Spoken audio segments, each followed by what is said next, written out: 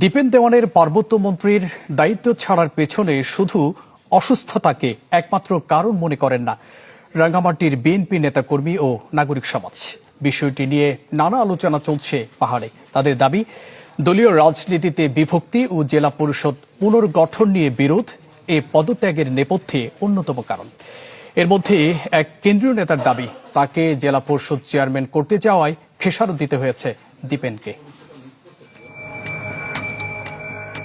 দায়িত্ব নেয়ার ৩.৫ মাসের মধ্যেই পার্বত্য মন্ত্রণালয়ের মন্ত্রিত্ব ছেড়ে দিলেন দীপেন দেওয়ান। তার পদত্যাগের বিষয়টি এখন আলোচনার বিষয় পার্বত্য জনপদ জুড়ে। পদত্যাগপত্রে অসুস্থতার কারণ দেখানো হলেও কেন তিনি এভাবে হঠাৎ করে অব্যাহতি নিলেন সেই প্রশ্নের জবাব খুঁজছেন সবাই। দলের নেতাকর্মী সহ পাহাড়ের বিভিন্ন মহলের ধারণা, অসুস্থতা কেবল অজুহাত। এই পদত্যাগের পেছনে থাকতে পারে নানা কারণ, যার অন্যতম রাঙ্গামাটির দলীয় রাজনীতি নিয়ন্ত্রণ, ৩ জেলা পরিষদ পুনর্গঠন নিয়ে বিরোধ, পাহাড়ের রাজনীতির সদর অন্দরে নানা সমীকরণ আর মন্ত্রণালয় পরিচালনায় বিভিন্ন ইস্যু। স্বাধীনভাবে তার কাজ করার ক্ষেত্রে যদি কোনো বাধাগ্রস্ত হয়ে থাকে, সেই ক্ষেত্রে হয়তো এই সিদ্ধান্ত উনি গ্রহণ করতেও পারেন।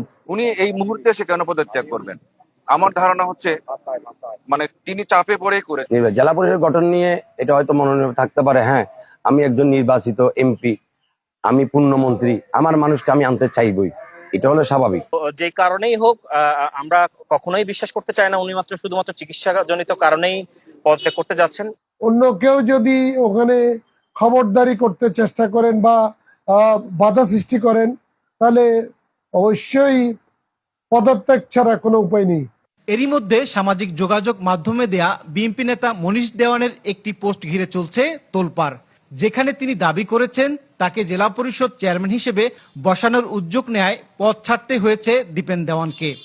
উনি আমার নাম প্রপোজ করতেন, এটা দেখে ওনারা এটা পছন্দ করেন না। এছাড়া তো অন্য কারণ দেখি না। আমার প্রধানমন্ত্রী জানেন এবং আমাদের কেন্দ্রীয় নেতারা জানেন আমি কি করছি। বিষয়টা প্রতিমন্ত্রীর বিষয়টা আমার নলেজে নাই।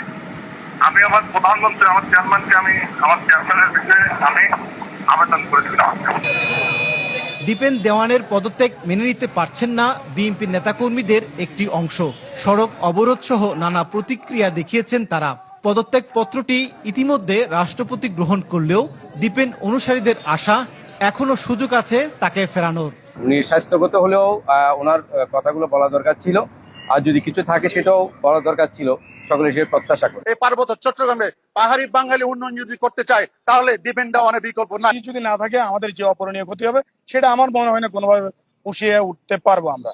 তাই আমরা চাই উনি অবশ্যই শপথে বহাল থাকুক। আমাদের মাননীয় প্রধানমন্ত্রী, ওনার কাছে বিনীতভাবে অনুরোধ জানাবো বিষয়টির মূল খতিয়ে দেখে এরপরই যেন উনি বিহিত ব্যবস্থা করেন। নাগরিক সমাজও মনে করেন এভাবে মন্ত্রীর পদত্যাগ যেমন বিশেষ ঘটনা, তেমনি এটি পাহাড়ের রাজনীতিতেও ফেলবে নানা প্রভাব।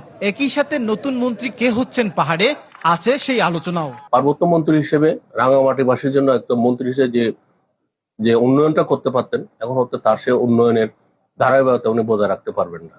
এই পদত্যাগ করার কারণে এখন কে আসলে মন্ত্রী হবে এটা যেমন অনিশ্চিত, তেমনি ভাবে রাঙ্গামাটির বাসীর প্রত্যাশাটাও ভেঙে গেছে। পার্বত্য মন্ত্রণালয়ের যিনি দায়িত্ব পালন করুন না কেন, তিনি যেন সুষম উন্নয়ন এবং সুষম বন্টনে বিশ্বাসী হন। দীপেন দেওয়ান একসময় ছিলেন বিচারক। বিএনপি অনুসারী পরিবারের সন্তান হিসেবে দলে সক্রিয় হন ২০০৬ সালে। স্থানীয় রাজনীতি থেকে পান কেন্দ্রীয় পদ। গেল ফেব্রুয়ারির নির্বাচনে সবচেয়ে বেশি ভোটের ব্যবধানে জেতার রেকর্ড গড়ে দায়িত্ব পান মন্ত্রিত্বের। আজকে তার বিভিন্ন জিয়াউল হক, চ্যানেল 24, রাঙ্গামাটি।